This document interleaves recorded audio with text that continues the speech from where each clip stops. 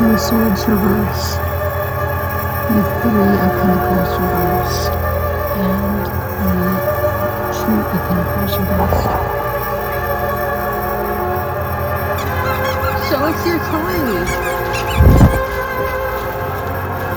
I wonder if she got the treats out of it because it has a little like compartment where you can hide treats. Penny's like, Penny's not that sweet. Penny has never been a squeaky toy person, like our dog. Like she will have toys that have squeakies in them, but she's not like that, where she has to squeak, squeak, squeak, or that the squeaking makes her excited. But this one loves the squeaky. Yeah, even when Penny was young, she wasn't a squeaky toy person.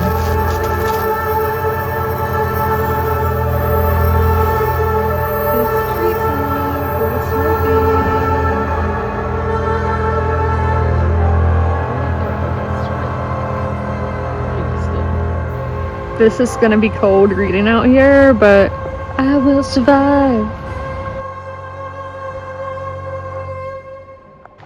I wish I had my camera with me, but I just had the phone. Look at all these bugs, but look at that. I think it's a military plane, but I'll look. And it's not on the radar. He's going off in the sunset. Safe travels. Look who just came out.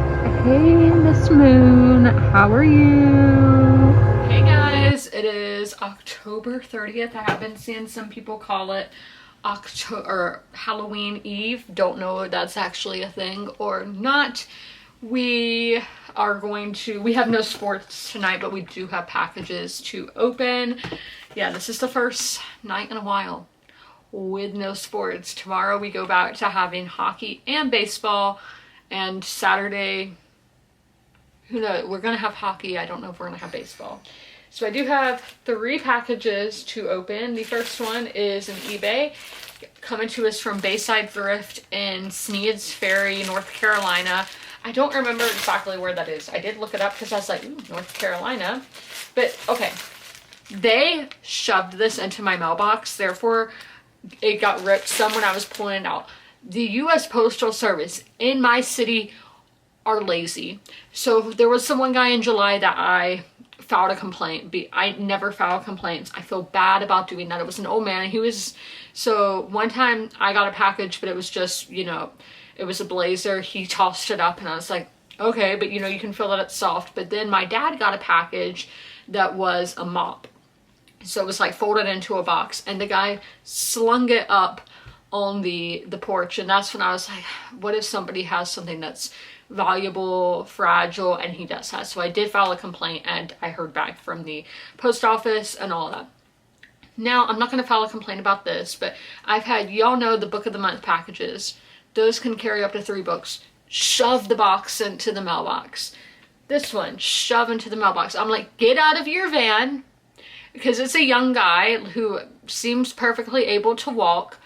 Get out of your van, and like, you can even just put it on top of my mailbox. That's fine. But I mean, I would much rather than bring it to the door, you know. But no, we're going to be shoving these things into the mailbox instead of getting our steps. Yeah, there's my rant about the Postal Service. Let's hope I'm not cutting into anything. This package. Okay, here we go. It's brown. It's suede, it feels like. Ugh.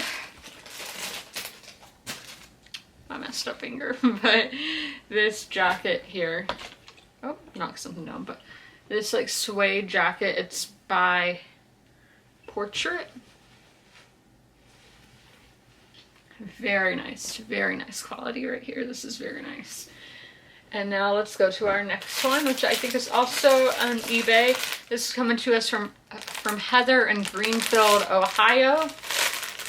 And some of these might be Etsy, actually. Etsy, eBay. I do both.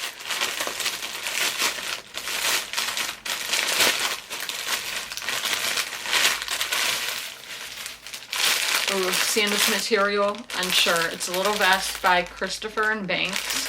Oh, thank you. Thank you.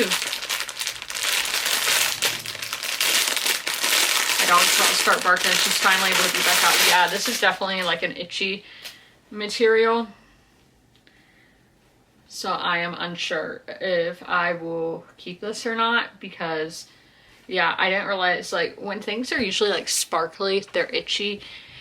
So I'm not sure on that one if I'm going to keep it or not. So now we're going to an Amazon package, and this is, why am I saying when an Amazon package comes from? It doesn't say. So we are going to rip this open.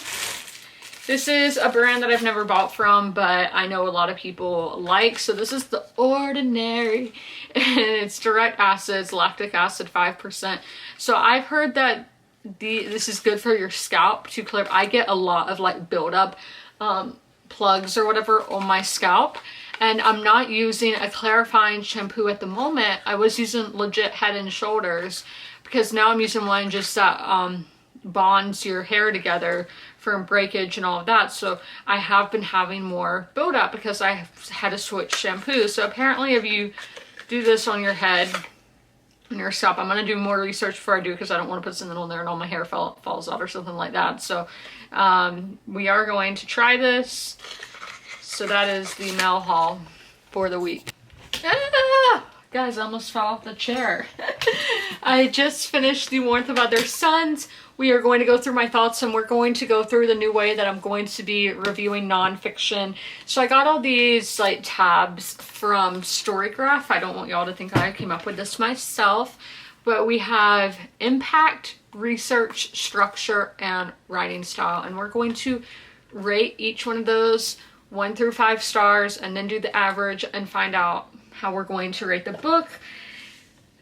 So impact. This is the one that I'm having a hard time with, because I did love following some of these people. Like Miss Ida May, I loved following her story, and I was emotional by the end of it.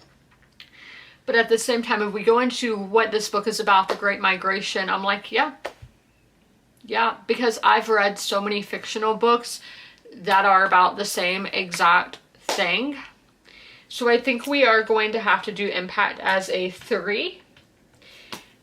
It would be a 3 or 4, but if I am in between numbers, I go with the lower one, because I'm like, if it really was that 4, would I be thinking of the 3? Now we have the research. Research, we really got that in the mythology part, because when I started this book, you know, it's narrative nonfiction. I'm like, how in the world does she have quotes from these people in Mississippi in the 1920s? Rural Mississippi at that, which isn't the whole state. No, I'm joking. But I'm like, how do you write a nonfiction and have quotes and all that? This is something I've thought frequently with other narrative nonfiction, and I still don't really know. But then we go into just the process of narrowing it down to these 3 people, choosing that's who the book is going to be about. Next, it is hearing their stories, having to go confirm all that through census records, newspapers, talking to people who are in their lives and all. So I think with the research, we're going to give that a 4. Structure, how this is told, I do really like how it was. We had these 3 personal stories, and then we would have excerpts or chapters that were about what was happening from a historical. So we saw personal and historical standpoints. So again, I would give that a 4. Now writing style, I am going to give a 5. Again, narrative, just very lyrical, beautifully written, that will invoke your emotions. I never know, evoke or invoke, that's something I really need to like get that ingrained in my mind. But so beautiful that will just wow you and be like, oh my gosh. And it reads like fiction, and you are connecting with these people's stories. And I mean, with a 500-page nonfiction book, I think a lot of people are going to be daunted by that and be like, oh, it's going to be dull, it's going to be boring. But no, Isabel Wilkerson did a great job at intriguing the reader, getting them into it. So we are going to do the math here. This is 1, 2, 3. So this is four numbers we're going to be doing the average of. Sorry, I had to say that out loud just so I know what I'm doing. So 3 plus 8 plus 5 is 16 divided by 4. So this is a straight up 4-star book. Yes, I would recommend that you guys pick up The Warmth of Other Suns, The Epic Story of America's Great Migration by Isabel Wilkerson. In case y'all are wondering what I'm doing with my reading now that I have finished The Warmth of Other Suns, I'm not going to get into the rest of the books on my October TBR because they would end up going into November, and I don't want to take away from November's TBR. November's TBR is quite hefty. So I do have my ebook still, which is Barbarian Alien by Ruby Dixon. It's on Kindle Unlimited, so I do have it on my Kindle, and have a physical copy here. So I am going to be reading this for the remainder of the month. Y'all are gonna ignore my trash right there because I just ate. But I finished Barbarian Alien. We're going to do Call Pal together. Now these special edition, they do have the novellas in them, but those are not on the ebook and they're not on Goodreads. I could get them on here and it would count as another book on Goodreads. That's just why I don't do it, since it's all, you know, in one physical book. Also my bookmark. There is some good in this world and it is worth fighting for, and I do agree with that. I got this Ink World Designs. I got it in a subscription box, so if you guys want to check them out, if they're still around, there's my Kindle, because Halloween's tomorrow, so gotta be spooky. But we are gonna go through Call Pal for Barbarian Alien. For our characters, I'm giving them a 2. I didn't like them. I didn't hate them. It wasn't at the point where I wanted to throw the book. We're going to start with our main character, our main female character of Liz. Liz is so much like, she's very loud. Who I would cast to play her, why am I blanking on the actress's name? But Nikki on Orange is the New Black. I am Natasha Lyonne or something. I'm not remembering her last name. This character is supposed to be 22, and I know Natasha's probably like in her 40s, but like, that's who I would cast because she reminds me of Nikki from Orange is the New Black, but straight. So this character is very loud, very snappy, and the humor is just very much in our face. It's not like, it's supposed to be funny, and I'm just like, no, it's cringe. I know a lot of people say romance books are supposed to be that way, but I've read ones where they're not, and this one just didn't gel with me. And if you like cringe, that's a-okay.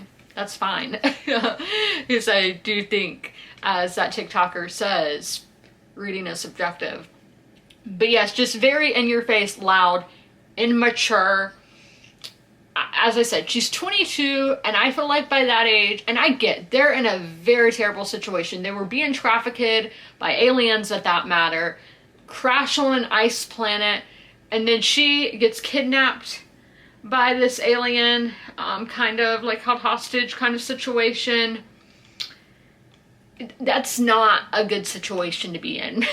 So I get being annoyed, being frustrated, and all that's gonna come forward. But just so immature. She's like, if they're gonna make my life bad, talk about the other humans and the aliens, I'm gonna make their life worse. I'm joking about throwing the book. But yeah, that's just annoying, immature, petty, not for me. Now we have Rahush, I guess is Rahush, is how you say his name. He's our main character. He's our big blue alien, even though he looks kind of purple on the cover, but they're blue. He has a tail, he has horns. He's supposed to be like this, he sees himself as ugly, he's very insecure. He has believed that he will never find love, but he's creepy. He is creepy, like in a stalker way. And honestly, okay, we'll get to the romance between them when we talk about plot. But atmosphere, I do think this really did do a good job at building the culture around the aliens, the barbarian aliens, you know, with their tribe and everything. I did think it did a good job with the world building. The writing is fine. I have no complaints about the writing. Like, I didn't love it, but I didn't hate it either. Now with the plot, this is probably more so erotica than romance. But with our first book, I felt it was more emotional. We did have a lot of smut, we had a lot of steam, we had a lot of spice, whatever you want to call it. There was a lot of that, but there was also just building that emotional connection. When here, I question if this is Stockholm Syndrome. I'm sure it's not supposed to be Stockholm Syndrome. Oh, I am way down. I have not been writing down what I'm rating each of these things. But okay, with the, like, I think this is Stockholm Syndrome. I do not think it's supposed to be, but they're hating each other. It's enemies to lovers, and then suddenly it's like, because soulmates, that's not the word they use, but that does exist in this world, and I understand that. So I know, like, there's going to be that love at first sight, but I do not feel an emotional bond between these people. It's all physical, in my opinion. It's just, there's a lot of lusting, yearning, if you will, between these characters. But yeah, as I said, it's mainly physical, feels like Stockholm Syndrome. But I was really intrigued. I was really intrigued to know where this story would go. Like, I am so curious what's going on Earth when all these girls are away. I'm curious if they're ever going to make it back to Earth. So this one, it didn't do a whole lot for me. I definitely preferred the first book in the series, but we're going to do our call pal. So atmosphere, I did like the atmosphere. Writing was a 3 as well. Plot, no, it was a no for me. So a 2. Logic, we'll do a 2 as well. And enjoyment, we'll do a 2. So this is not going to get a high rating, mind you. Oh, I left out intrigue. Intrigue was a 4 because I was really, I wanted to know what was going to happen. So we are going to do the math here for the second time today. So we have 5 plus 5 plus 8, divide 18 by 7. This is going to get a 2.5. And that's all for this reading vlog. I hope you guys enjoyed it. If you made it all the way through, leave an alien emoji in the comments below. And as always, comment, rate, and subscribe. And don't forget to ring that notification bell to be notified when all my videos go live. And I hope all of y'all have a happy Halloween. I will be vlogging tomorrow on Halloween as well, but just to give y'all an early happy Halloween.